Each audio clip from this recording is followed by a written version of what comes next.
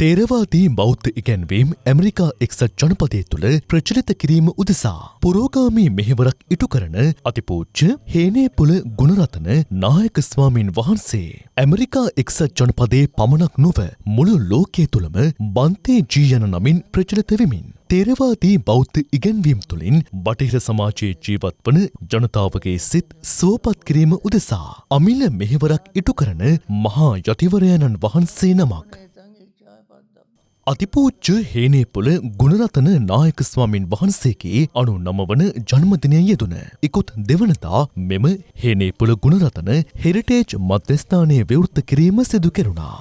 මහල් දෙකකින් සමන්විතව වර්ග අඩි 6000කට වඩා වැඩි විශාලත්වයකින් යුත් මෙම මධ්‍යස්ථානය තුළ අතිපූජ්‍ය හේනේපුල ගුණරතන ස්වාමීන් වහන්සේ දේශනා කර ඇති ධර්ම දේශනා සංරක්ෂණය කර ඇති අතර නායක ස්වාමීන් වහන්සේගේ අත් අකුරින් රචනා කළ ලේඛන ඓතිහාසික ඡායාරූප විවිධ රටවල බුදුපිළිම වහන්සේලා සහ ශ්‍රී ලංකාවේ සඳකඩ පහන කොරවක්කල් මුරකල් ආදී නිර්මාණද මෙහි සංරක්ෂණය කර තිබෙනවා. හුදු කෞතුකාගාරයකට එහා යමින් ශ්‍රී ලංකාවේ දරුවන්ගේ අධ්‍යාපනය වෙනුවෙන් උදව් උපකාර කිරීම, මද්‍රව්‍යයට ඇබ්බැහි වූවන් සඳහා උපදේශන සේවා ලබා දීම, භාවනා යෝගීන් වෙනුවෙන් උපදෙස් ලබා දීම, ලොව පුරා පර්යේෂකයන්ට අධ්‍යයන කටයුතු කිරීම සඳහා පහසුකම් සැලසීම මෙම මධ්‍යස්ථානය හරහා සිදු කරන තවත් සේවාවන් වනවා.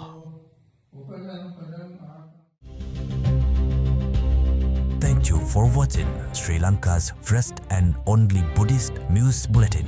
Stay connected and stay informed with Susambesha News. Join us on the Susambesha News YouTube channel and Facebook page. Sri Lanka's first and only Buddhist news bulletin, Susambesha News.